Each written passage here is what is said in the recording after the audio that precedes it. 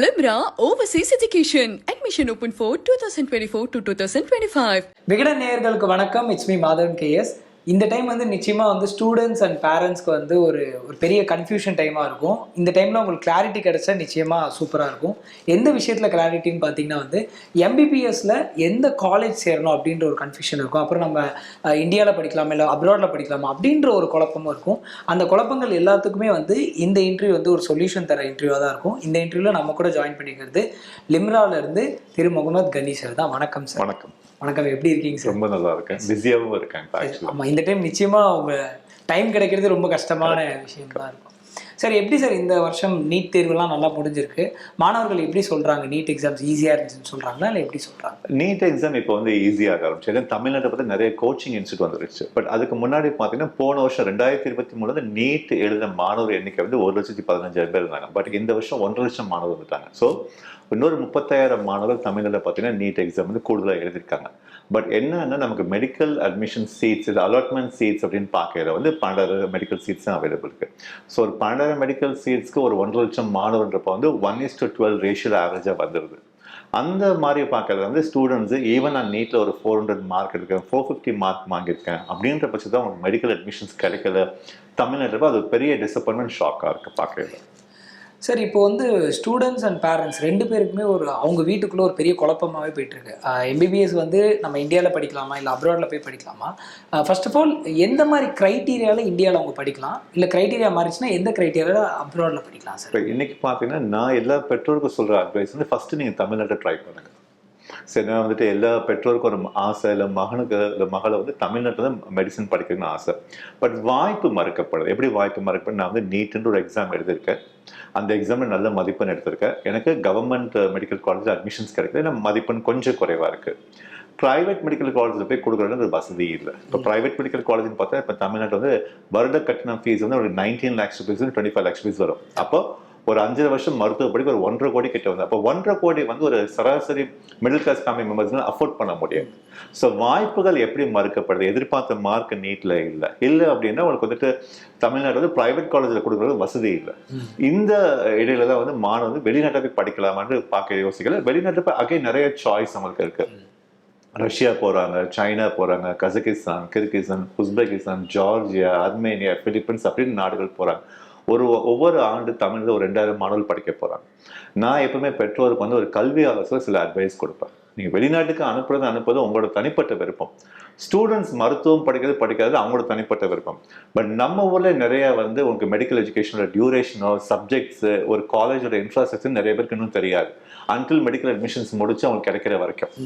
அப்படின்றப்போ ஒரு 5000 கிலோமீட்டர் தாண்டி ஒரு மெடிக்கல் காலேஜ் என்ன இன்ஃப்ராஸ்ட்ரக்சர்ல இருக்கு, அங்கே என்ன மாதிரி ஃபெசிலிட்டிஸ் இருக்கு, என்ன ஃபேக்கல்டி மெம்பர்ஸ் இருக்காங்கிறது முதல்ல அந்த இன்ஃபர்மேஷன்ஸ் உட்காந்து நீங்கள் ஹோம் ஒர்க் பண்ணுங்க. ஏன்னா சோஷியல் மீடியா வந்துருச்சு, எல்லாத்தையும் இன்டர்நெட் கையில் இருக்கு, கரெக்டான இன்ஃபர்மேஷன்ஸ் இருக்கு. அப்போ ஒவ்வொரு பெற்றோருக்கும் நான் சொல்ற ஒரு 6 ஆலோசனை, ஏதாவது அட்வைஸாகவும் எடுத்துக்கலாம். வெளிநாடுன்றப்ப ஒரு 13 கண்ட்ரி நமக்கு ஆப்ஷன்ஸ் இருக்கு. எந்த கண்ட்ரி எடுத்தாலும் ஃபர்ஸ்ட் எவ்வளோ ஆண்டு மருத்துவம் படிக்கணும், the duration of course, that is number 1. ரெண்டாவது, நம்ம இந்தியாவில் வந்து மருத்துவ பாடத்திட்டங்கள்ல 19 சப்ஜெக்ட்ஸ் இருக்கு. இதே மாதிரி 19 சப்ஜெக்ட்ஸும் அப்ராட்ல இருக்கான்னு பாருங்க. என்னதான் வந்து மாணவர் வந்து ரஷ்யாவில் போய் படிச்சாலும், சைனால படிச்சாலும், பிலிப்பைன்ஸ்ல படிச்சாலும் அவங்க அந்த நாட்டில் மருத்துவ பயிற்சி எடுக்க மாட்டாங்க. திரும்ப நம்ம நாட்டுக்கு வர போறாங்க. இங்கே தான் வந்து ஒரு ரெஜிஸ்டர்ட் டாக்டர் அவங்க ப்ராக்டிஸ் பண்ணணும். அப்போ பாடங்கள் ரொம்ப முக்கியமான விஷயம். மூணாவது, வெளிநாடுன்றப்ப மொழி வந்துடும். லாங்குவேஜ், அங்கே இருக்கக்கூடிய லாங்குவேஜ் நம்ம கற்றுக்கிட்டு படிக்கணும். ஏன்னா அவுட் பேஷன்ஸ் பார்க்கணும். எஜுகேஷனோ இல்லை வந்து கிளாஸ்ல வந்து அவங்க ஆங்கிலத்தை சொல்லி கொடுத்தாலும் அவுட் பேஷன்ஸ்க்கு போகல வந்து ஹாஸ்பிட்டலுக்கு போகல அங்கே இருக்க லோக்கல் லாங்குவேஜ் கற்றுக்கணும். நாலாவது, மருத்துவத்துக்கு ரொம்ப ரொம்ப முக்கியமான விஷயம் என்ன மாதிரி நோய்கள் அங்கே இருக்கு, அண்ட் கிளைமேட். ஏன்னா கிளைமேட் சார்ந்த நோய்கள் வரும். 4வது. 5வது, என்னதான் மருத்துவம் நான் வந்து அப்ராட்ல போய் படிச்சாலும் அந்த கண்ட்ரி நான் ஒரு ஆண்டு இன்டர்ன்ஷிப் பண்ணணும், உள்ளூர் பயிற்சி. அப்பதான் வந்து நான் எல்லா டிபார்ட்மெண்ட்ஸ்லையும் கம்ப்ளீட் எக்ஸ்பீரியன்ஸ், நாலேஜ் கிடைக்கும். அதுக்கு அங்கே இருக்கக்கூடிய அரசு வந்து அனுமதி கொடுக்கணும். லோக்கல் கூடிய கவர்மெண்ட் இல்லை லோக்கல் கூடிய மெடிக்கல் கவுன்சில் வந்து அனுமதி கொடுக்கணும். ஃபாரின் ஸ்டூடெண்ட்ஸ் வந்து இங்கே வந்து மருத்துவம் முடிச்சா ஒரு ஆண்டு வந்து இங்கே இன்டர்ன்ஷிப் பண்ணக்கு அனுமதி கொடுக்குறோம். இது ரொம்ப முக்கியமான விஷயம். இது எல்லாம் கால்குலேட் பண்ணி திரும்ப வந்து ஒரு பெற்றோருக்கு வந்து முக்கியமான விஷயம், என்னதான் வெளிநாட்டில் போய் மருத்துவம் படிச்சு இங்கே வந்து ஒரு எக்ஸாம் எழுதணும், FMGன்னு சொல்ற எக்ஸாம். இந்த எக்ஸாம்ல எந்தெந்த நாட்டில் முடிக்கிற மாணவர்கள் எவ்வளவு பெர்சன்டேஜ் வந்து கிளியர் பண்றாங்க. இந்த 6 விஷயத்தை வந்து ஒரு பெற்றோர் கரெக்டாக ஃபாலோ பண்ணா அவங்க தேடுதல் 75% வந்து கரெக்டாக வந்துடும். மீதி 25% யார் மூலமாக அனுப்புறது, எந்த யூனிவர்சிட்டி பெஸ்ட்டு, வித்தின் அவங்க பட்ஜெட்குள்ளே இருக்குது. ஸோ இதை தான் வந்து நான் எல்லா பெற்றோருக்கும் நான் சொல்கிற ஒரு விஷயம். ஃபஸ்ட்டு இந்த இன்ஃபர்மேஷன் கலெக்ட் பண்ணுங்கள், அதுக்கப்புறம் வந்து நீங்கள் மற்ற ப்ராசஸ் ஸ்டார்ட் பண்ணுங்கள். சரி, இந்த நேரத்தில் வந்து இந்த 11th இப்போ படிச்சுட்டு இருக்க ஸ்டூடெண்ட்ஸ் எல்லாம் நீட் ப்ரிப்பரேஷன் இப்போவே இறங்கியிருப்பாங்க. அவங்க எல்லாரும் நீட் டஃப்பாக ஃபீல் பண்ணும்போது அவங்க என்ன நினைக்கிறாங்க, அப்ராட் போய் படித்தா நீட்டு தேவையில்லை அப்படின்ற மாதிரி ஒரு பெர்ஸ்பெக்டிவ்ல போகிறாங்க. பட் ஆக்சுவலி அப்ராடில் போய் படிக்கிறதுக்கு நீட் தேவையா தேவையில்லையா சார்? இல்லை எந்தெந்த கண்ட்ரீஸ்க்கு நீட் தேவை சார்? எல்லா கண்ட்ரிக்கும் நீட் தேவை. ஸோ ஒரே விஷயம் வந்து ஸ்டூடெண்ட் எப்படி முடிவு பண்ணணும், பெற்றோர் முடிவு பண்ண, என் மகன் வெளிநாட்டில் போய் படிச்சுட்டு திரும்ப இந்தியாவில் வந்து அவர் மருத்துவரை பயிற்சி பண்ண மாட்டார், he will not register as a doctor in India-னா நீட் இல்லாமல் அவங்க படிக்க போகலாம்.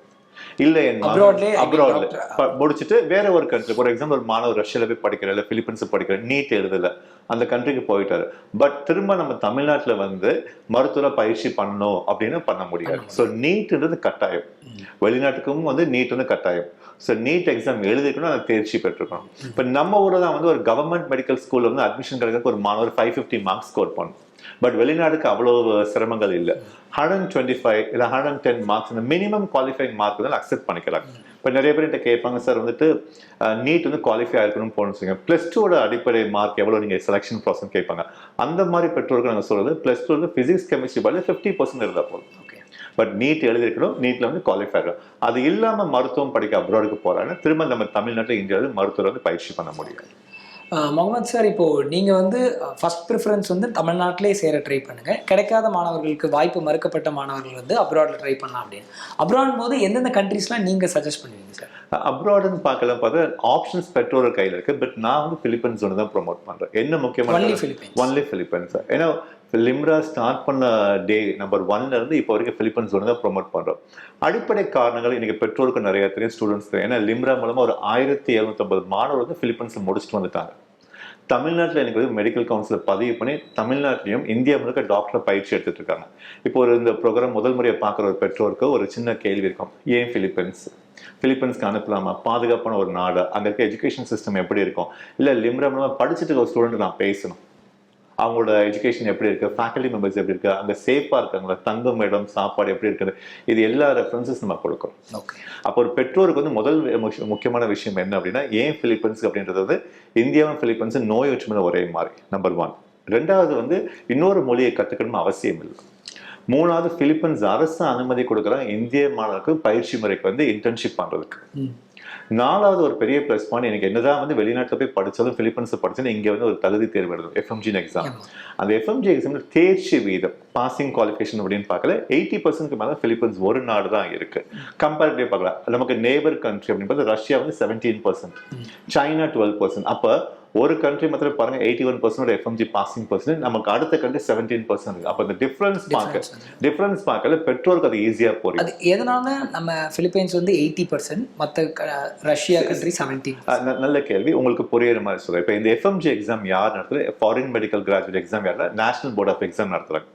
இப்போ இந்த போர்டுக்கு வந்து தெரியாது எவ்வளவு ஸ்டூடெண்ட்ஸ் ரஷ்யால வந்து இந்த எக்ஸாம் எழுத போறாங்க, எவ்வளவு பேர் சைனால வந்து எழுதுறாங்க, எவ்வளவு பேர் பிலிப்பைன்ஸ், அவங்களுக்கு தெரியாது. அவங்கள பொறுத்த வரைக்கும் ஒரே ஒரு மைண்ட் செட், இதோட எக்ஸாம் பேட்டர்ன், கொஸ்டின் பேட்டர்ன் ஒரு ஹை ஸ்டாண்டர்டா இருக்கும், நம்பர் 1. 2வது எல்லா ஸ்டேட் இந்தியால இருந்து படிக்கிறதுக்கு வெளிநாட்டுக்கு போறாங்க, எல்லா ஸ்டேட்ல இருந்து போறாங்க. ஆனா இந்த எக்ஸாம் வந்து திரும்ப நம்ம தமிழ்நாட்டில் ஒரு மாணவர் எக்ஸாம் எழுதிட்டாரு, இந்த எக்ஸாம் கிளியர் பண்ணிட்டாருன்னா நம்ம தமிழ்நாடு மெடிக்கல் கவுன்சில பதிவு பண்ண போவார். அவர் என்ன சொல்லுவாரு, நான் பிலிப்பைன்ஸ் மெடிசன் முடிச்சேன், FMG எக்ஸாம் நான் கிளியர் பண்றேன், இப்போ எனக்கு என்ன வேணும், அனுமதி வேணும், லைசன்ஸ் டு பிராக்டிஸ்.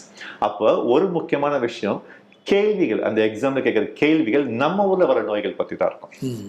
அப்போ அதுதான் வந்து நான் இந்த இடத்துல பெற்றோருக்கு புரிய வைக்க முயற்சி பண்றேன். என்னன்னா எல்லா நாட்டிலும் போய் நீங்க மருத்துவம் படிங்க, ஏன்னா உங்களுக்கு யூனிவர்சிட்டிஸ் நிறைய இருக்கு, ஆப்ஷன்ஸ் 300 யூனிவர்சிட்டிஸ் ஆப்ஷன்ஸ் இருக்கு. கண்ட்ரி வந்து நீங்க நினைக்கிற கண்ட்ரி போய் படிக்க முடியும், ஏன்னா நீங்க பணம் கட்ட போறீங்க, அட்மிஷன்ஸ் எடுக்க போறீங்க.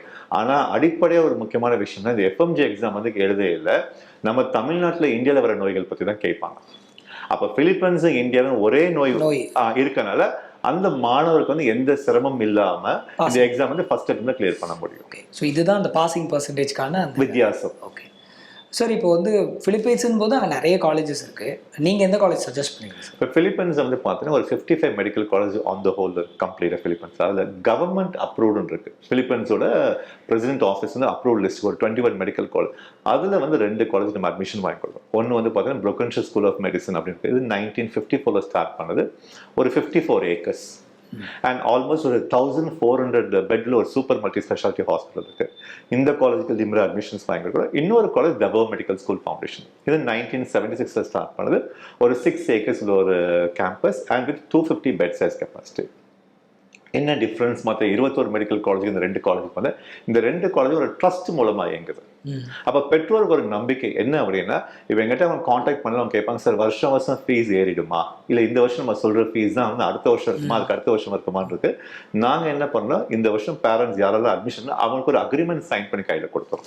ஸோ இதுதான் வந்து அடுத்த 5 வருஷத்தோட கல்வி கட்டணம், food and accommodation, books and uniform, அந்த வீசா ரெனிவல். ஸோ எதுவுமே வந்து ஹிடன் சார்ஜஸ் இல்லாம யூனிவர்சிட்டிக்கும் பேரண்ட்ஸ்க்கும் எங்களுக்கு ஒரு அக்ரிமெண்ட் இருக்கும். அப்ப பெற்றோருக்கு ஒரு மைண்ட் செட் வந்துடும், ஓகே நான் இந்த காலேஜை செலக்ட் பண்றேன், இதுதான் என்னோட டோட்டல் இன்வெஸ்ட்மெண்ட் கம்ப்ளீட்டா மகன் முடிச்சு வளர்க்கு. நம்பர் 1. ரெண்டாவது இன்னொரு பெரிய விஷயம், இந்த 2 காலேஜ் வந்து 5 மருத்துவமனை இது இல்லாம வச்சிருக்காங்க. அப்ப 5 மருத்துவமனை டிபார்ட்மெண்ட்ஸ்குள்ள வந்து போகல. மருத்துவமனை டிபார்ட்மெண்ட்ஸ் பார்த்தீங்கன்னா உங்களுக்கு ஜெனரல் மெடிசன், இல்ல internal medicine, obstetrics gynaecology, paediatrics, surgery, anaesthesia, இந்த மாதிரி எல்லா டிபார்ட்மெண்ட்ஸ்ல மாணவர்களை கிளினிக்கல் எக்ஸ்போஷர் ஜாஸ்தி கிடைக்கும். இன்னொரு முக்கியமான விஷயம், பிலிப்பைன்ஸ் அரசு அனுமதி கொடுக்குறாங்க எதுக்கு, பேஷண்ட்ஸ் மேல ப்ராக்டிஸ் பண்றதுக்கு. அப்ப அது ஒரு பெரிய பிளஸ் பாயிண்ட் வந்து அவங்களுக்கு. அப்புறம் பெற்றோர் நிறைய கேட்பாங்க, சார் பிலிப்பைன்ஸ் பையன் முடிக்கிறான், FMG எக்ஸாம் கிளியர் பண்ணாச்சு, அரசு மருத்துவமனை தமிழ்நாட்டில் வேலை செய்யலாமா அப்படின்னு இன்னொரு கேள்வி இருக்கும். அதுக்குமே நம்ம தமிழ்நாடு அரசு அதுக்கும் உதவி பண்றாங்க. 31 மருத்துவ கல்லூரி வந்து அரசு கிட்ட இருக்கு. அதுல வந்து கிட்டத்தட்ட 2000 ஸ்டூடெண்ட்ஸ்க்கு வந்து பார்த்தீங்கன்னா உள்ளுரை பயிற்சி, நம்ம ஊர்ல இன்டர்ன்ஷிப், அந்த இன்டர்ன்ஷிப்புக்குமே நம்ம அரசு கொடுக்குறோம். அப்போ இன்னொரு பெரிய பிளஸ் பாயிண்ட் என்னன்னா, ஒரு பெற்றோருக்கு ஒரு புரிதல் என்னன்னா, பிலிப்பைன்ஸ் மருத்துவம் படிக்கிறது மாத்திரம் இல்லை, FMG எக்ஸாம் இல்லை, நாளைக்கு வந்து தனியார் மருத்துவமனையில வேலை செய்யலாம், பட் அரசு மருத்துவமனையில வேலை செய்ய வாய்ப்புகள் இருக்குன்னா அதுக்குமே வந்து தமிழ்நாடு அரசு வந்து அதுக்கும் உதவி பண்றாங்க. 2000 ஸ்டூடெண்ட்ஸ் வரைக்கும் அவங்க சீட் அலாட்மெண்ட்ஸ் கொடுக்குறாங்க. ஒரு காலேஜில் படிக்கிறாங்கன்னா வந்து அங்கே வந்து கிளினிக்கல் எக்ஸ்பீரியன்ஸ் இருந்தால் தான் வந்து MBBS படிக்கும்போது ஒரு கிளாரிட்டியாக கிடைக்கும் அப்படின்றது சொல்கிறாங்க. இப்போ நீங்கள் சொல்கிற அந்த 2 காலேஜ்லேயுமே வந்து ஹாஸ்பிட்டல் எப்படி சார் இருக்குது? மல்டி ஸ்பெஷாலிட்டி ஹாஸ்பிட்டலா இல்லை எந்த மாதிரி ஹாஸ்பிட்டல்? இப்போ உங்களுக்கு பார்த்தீங்கன்னா ஹாஸ்பிட்டல் 2 விதமாக இருக்குது. ஒன்று வந்து பார்த்தா சூப்பர் மல்டி ஸ்பெஷாலிட்டி ஹாஸ்பிட்டல். இப்போ இங்கே நான் சொல்கிற தவோ மெடிக்கல் ஸ்கூல் ஃபவுண்டேஷன் புரோக்கன்ஸ்ல இவங்களோட 2 மருத்துவமனை சூப்பர் மல்டி ஸ்பெஷாலிட்டி ஹாஸ்பிட்டல். அப்போ கிட்டத்தட்ட ஒரு 21 OT operation theatre, 21 operation theatres. அது இல்லாமல் லேட்டஸ்ட் லேப்ரோஸ்கோபிக் சர்ஜரி நம்பர் 1, நீ டிரான்ஸ்பிளன்ட் சர்ஜரி, இல்லை ஆங்காலஜி டிபார்ட்மெண்ட், கேன்சர் செல்ஸ் வந்து ஆங்காலஜி டிபார்ட்மெண்ட், இது எல்லாமே வந்து ரொம்ப அட்வான்ஸ்டாக இருக்கும். இது இல்லாமல் அடிஷ்னல் இன்னொரு டிபார்ட்மெண்ட் இருக்குது, நம்ம இந்தியன் ஸ்டூடெண்ட்ஸ் படிக்கிறதுக்கு இன்டர்னல் மெடிசன் அப்படிம்பாங்க. அது என்ன சார் இன்டர்னல் மெடிசனா, நம்மளோட அப்பர் பாடி பற்றி, அப்படின்னா நம்மளோட heart, lungs, liver, intestine, abdomen and kidney, இதை பற்றி முழுமையாக தெரியணும், இன்னொரு ரிசர்ச் நான் பண்ணுறதுக்கு வாய்ப்பு கிடைக்குன்னா இதோட டிபார்ட்மெண்ட்ஸ் எல்லாமே கம்ப்ளீட்டாக வந்து உங்களுக்கு வந்துட்டு அங்கே அமைஞ்சிருக்கு. இன்னொரு பெரிய ப்ளஸ் பாயிண்ட் என்னன்னா, செகண்ட் இயர் தான் ஹாஸ்டல் கூட்டு போயிடுவாங்க. ஏன்னா பிலிப்பைன்ஸோட எஜுகேஷன் சிஸ்டம் 70% ப்ராக்டிகலாக சொல்லி கொடுப்பாங்க. இப்போ நிறைய பெற்றோர் கேட்பாங்க, சார் பையன் வந்து நீட்ல மார்க் கம்மி, பட் குவாலிஃபை 150 தான் வாங்கியிருக்காரு, இல்லை 180 தான் வாங்கியிருக்காரு, பட் +2 நல்ல மார்க், +2 80%, 85%, 90% இருக்கு. நீட்ல வந்து நாங்கள் இருந்த இடத்துல வந்து போதும் அளவுக்கு கோச்சிங் ஃபெசிலிட்டிஸ் இல்லை. சரி பக்கத்தில் ஒரு நேபர் இன்ஸ்டியூட்ல போய் சேர்த்தோம், பட் பெரிய எதிர்பார்த்து, ஆனால் பையன் கண்டிப்பாக படிப்பான், இப்போ உங்களை நம்பி அனுப்புற டாக்டர் ஆவர் அப்படின்னு கேட்பாங்க. பட் அந்த ஸ்டூடெண்ட்ஸ்க்கு நம்ம சொல்ற ஒரு பெரிய விஷயம், அந்த பெற்றோருக்கு நம்ம சொல்ற ஒரு பெரிய விஷயம்னா கண்டிப்பாக டாக்டர். அதுக்கு என்ன காரணம்னா, பிலிப்பைன்ஸ் எஜுகேஷன் சிஸ்டம் 70% ப்ராக்டிக்கலாக டீச் பண்ணுறாங்க. ஓகே, ஸோ அது ஒரு பெரிய ப்ளஸ் பாயிண்ட். இப்போ நம்ம ஒவ்வொரு எஜுகேஷன் சிஸ்டம் பார்த்தீங்கன்னா ரிவர்ஸில் இருக்கும், 30% ப்ராக்டிக்கல், 70% தியரி. ஸோ அந்த ஒரு அட்வான்டேஜில் வந்து ஈவன் ஆவரேஜ் ஸ்டூடெண்ட் கூட வந்து ஒரு 2-3 வருஷத்துக்கு அப்புறம் வந்து ஒரு சிறந்த மருத்துவர் வந்து வெளியில் வரும். ஓகே சார், இப்போது ஒரு கண்ட்ரி விட்டு கண்ட்ரி போகிறாங்கன்னா வந்து லாங்குவேஜ் பேரியர்னு இருக்கும். அகாடமிக்ஸ்லாம் எந்த லாங்குவேஜில் இருக்குது? அங்கே வந்து இங்கிலீஷ் வந்து அக்செப்டபுளாக இருக்கா சார்? நல்ல கேள்வி. இது ரொம்ப பேருக்கு தெரியும், நிறைய இன்டர்வியூல சொல்லியிருக்கேன். பிலிப்பைன்ஸ் வந்து உலகத்திலே 3வது அதிகமாக ஆங்கிலம் பேசக்கூடிய ஒரு நாடு, நம்பர் 1. ஸோ அகடமிக்ல இருந்து பேஷன்ஸ் பார்க்குறது வந்து என்டையர் இதுவுமே வந்து கம்ப்ளீட்டாக ஆங்கிலத்தில் இருக்கும். இப்போ ஒரு எக்ஸாம்பிள், இப்போ ஒரு மாணவர் ரஷ்யா போகிறாங்க, சைனா போகிறேன்னா கண்டிப்பாக வந்து அவங்க அந்த மொழியை கற்றுக்கணும். ஏன்னா ரஷ்யாவில் வந்து 2% 3% மக்கள் தான் ஆங்கிலம் பேசுவாங்க, சைனால அதே மாதிரி தான். So students are force to learn the local language. But Philippines அப்படி இல்லை, உலகத்தில் 3வது அதிகமாக ஆங்கிலம் பேசக்கூடிய நாடு, அமெரிக்கன் சிலபஸை டீச் பண்ணுறாங்க. ஸோ அப்போ அது ஒரு பெரிய ப்ளஸ் பாயிண்ட் ஒரு மாணவருக்கு வந்து என்ன அப்படின்னா, மருத்துவம் படிக்கிறதுக்கு பிலிப்பைன்ஸில் இன்னொரு மொழியும் தேவையில்லை. கிளாஸ் அட்மாஸ்பியர் மாத்திரம் இங்கிலீஷ்ல இல்லை, ஈவன் பேஷண்ட்ஸ் வரக்கூடிய அவுட் பேஷண்ட்ஸ் கூட பார்க்கறது அவங்களோட சரளமாக வந்து ஆங்கிலத்தில் பேசுவாங்க. சார் இப்போ ப்ரெசன்ட் பேட்ச்சில் லிம்ராலேருந்து அனுப்பப்பட்ட மாணவர்கள் எத்தனை பேர் படிக்கிறாங்க, as well as முடிச்சுட்டு பாஸ் அவுட் ஆகி வந்த ஸ்டூடெண்ட்ஸ் எத்தனை பேர்? பாஸ்ட் அவுட் லிமிட் வந்து 1750 ஸ்டூடெண்ட்ஸ் வந்து இப்போதைக்கு பாஸ்ட் அவுட் நம்பர் 1. 650 ஸ்டூடெண்ட்ஸ் படிச்சுட்டு இருக்காங்க டுகெதர். 2 மெடிக்கல் ஸ்கூல் எடுத்தீங்கன்னா அது 650 first year, second year, third year, fourth and fifth year together 650 students. லிம்ராக்கு சொந்தமாக அங்கே ஹாஸ்டல் இருக்கு, கேர்ள்ஸ்க்கு தனி ஹாஸ்டல் இருக்கு, பாய்ஸ்க்கு தனி ஹாஸ்டல் இருக்கு. நான் ஒரு வருஷத்துக்கு வந்து 7 months பிலிப்பைன்ஸில் ஸ்பெண்ட் பண்ணுவேன். என்னோட மேக்ஸிமம் இன்ட்ராக்ஷன் வந்து ஸ்டூடெண்ட்ஸோட க்ரோத் இருக்கும். அவங்களோட ஒவ்வொரு வருஷத்தோட அவங்களோட அகடமிக் இயர் என்ரோல்மெண்ட் டைம்லையோ இல்லை அவங்களுக்கு ஒரு ஹாலிடே லீவ்ல அவங்க மாணவருக்கு என்னென்ன தேவைகள் இருக்கோ அது எல்லாம் என்னோட ப்ரெசன்ஸ் அங்கே கூட இருக்கும். நம்பர் 1. ரெண்டாவது ரொம்ப முக்கியமான விஷயம் பார்த்தீங்கன்னா, இப்போ ஸ்டூடெண்ட்ஸ்க்கு ஏதாவது வந்து அடிஷ்னலாக வந்து ஒரு ட்ரைனிங் கிளாஸஸ் வேணும். இப்போ ஒரு எக்ஸாம்பிள், ஜெனரல் மெடிசன் ஒரு டிபார்ட்மெண்ட் இருக்கு, அதில் 40 hours வீக்லி கொடுப்பாங்க. இல்லை எனக்கு இன்னொரு 10 hours எனக்கு வேணும். கேர்ள்ஸோட ஃபேவரட் சப்ஜெக்ட் பார்த்தா paediatrics and obstetrics and gynaecology. அவங்க சொல்லுவாங்க எனக்கு இன்னொரு 10 hours வந்து கூட தான், இன்னும் எனக்கு கிளினிக்கல் எக்ஸ்போஷர் கட்டலாம். அதுக்குண்டான அகடமிக் சம்பந்தப்பட்ட உதவிகள் எல்லாமே வந்து நான் கூட இருந்து கம்ப்ளீட்டாக கேர் பண்ணி கொடுத்துருவேன். பாசிட்டிவ் ஆங்கிளில் இவ்வளோ வருஷங்கள் நீங்கள் பார்த்தாலும் வந்து இவ்வளோ வருஷம் அனுபவத்தில் வந்து இந்த ஒரு விஷயம் நான் சேஞ்ச் பண்ணலாம், இது வந்து நெகட்டிவாக ஃபீல் ஆகுது அப்படின்ற மாதிரி ஒரு விஷயம் இருந்து அது எதை நீங்கள் மாற்றிட்டு அது ஸ்டூடெண்ட்ஸ்க்கு பெனிஃபிட்டாக வந்திருக்கு சார்? பட் முதல்ல வந்து நான் நெகட்டிவாக பார்க்குறது பேரண்ட்ஸ் தான். ஏன்னா இந்த பெற்றோர் வந்து ஒரு சரியான முடிவு எடுக்க மாட்டாங்க. பெற்றோர் ஏன்னா நான் எல்லா பெற்றோருக்கும் சொல்ற ஒரு ஆலோசனை என்னன்னா, you gonna invest your heart and money. உங்களோட கஷ்டப்பட்ட மொத்த உழைப்போட பணத்தை தான் வந்து உங்களோட மகன் இல்லை மகள் மீது முதலீடு பண்ண போறீங்க. ஃபர்ஸ்ட் நீங்க தான் அண்டர்ஸ்டாண்ட் பண்ணணும். உங்க ஸ்டூடெண்ட்ஸ்க்கு வந்து உங்களோட பிள்ளைங்களுக்கு வந்து நீங்க தான் அண்டர்ஸ்டாண்ட் பண்ணணும் உண்மையிலே அவங்க வந்து உங்களை விட்டு பிரிஞ்சிருப்பாங்களா, நம்பர் 1. பிகாஸ் ஏன்னா ஒரு 6 years வந்து they will be away.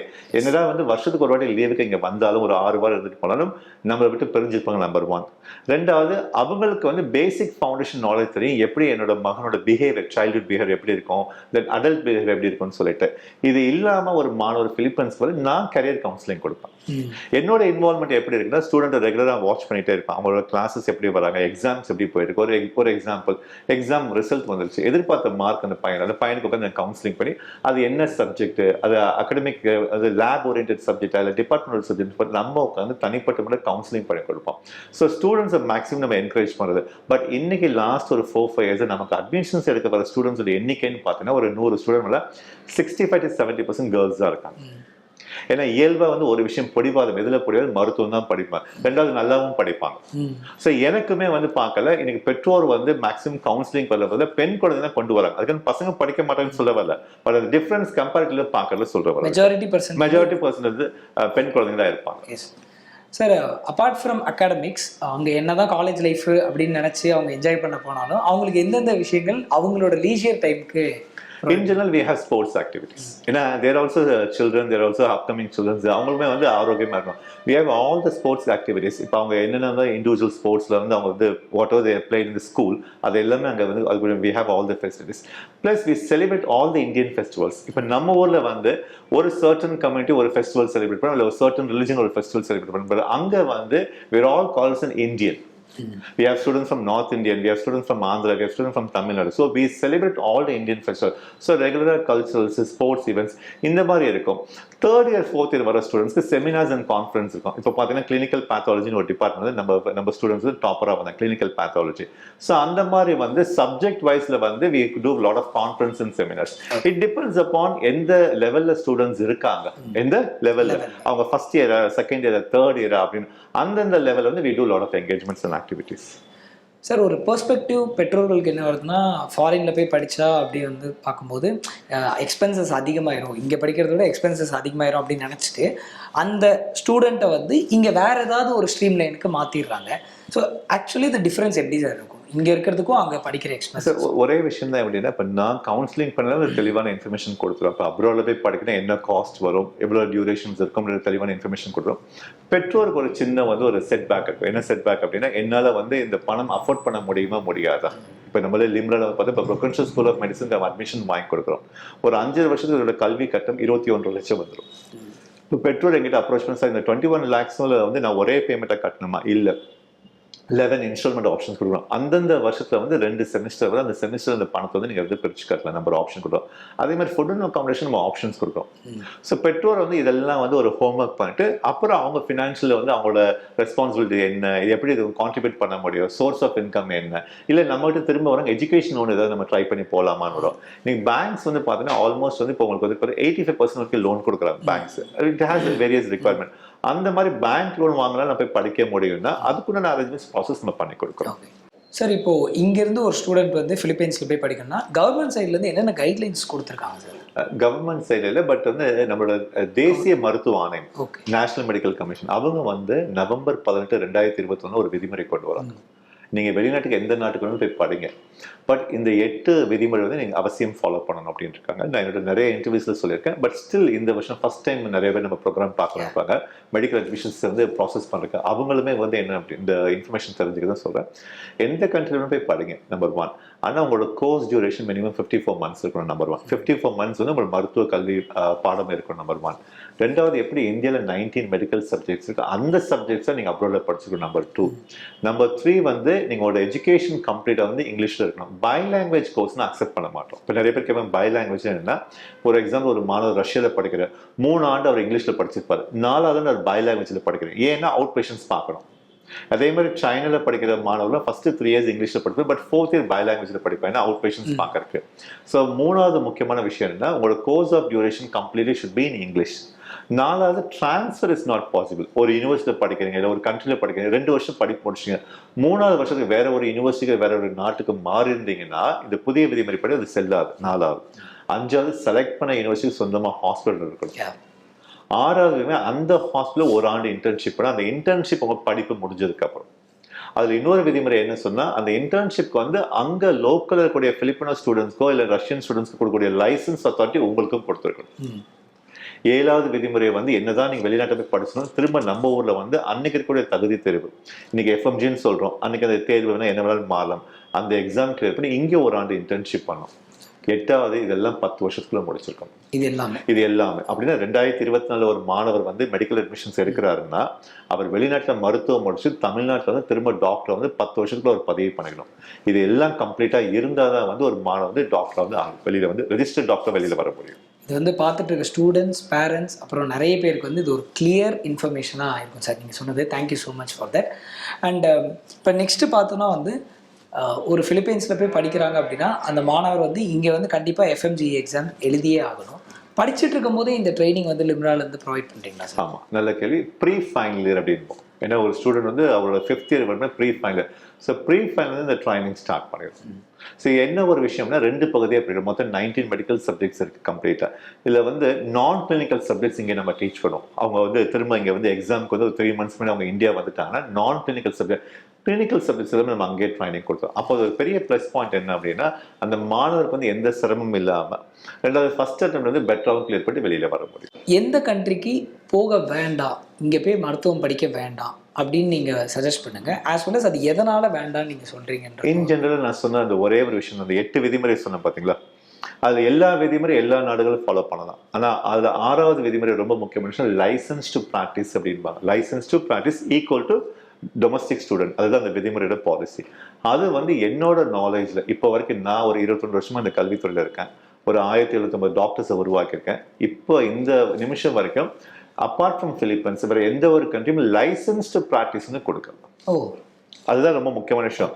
So இன்னைக்கு இது தெரியாம, லைசன்ஸ் பிராக்டிஸ் மீன்ஸ் அங்க 1 ஆண்டு இன்டர்ன்ஷிப் பண்றதுக்கு அங்க அவங்க வந்து இப்ப ரஷ்யா போறாங்களோ இல்ல சைனாவோ கசகிஸ்தான், அது வந்து இப்போதைக்கு இல்லை.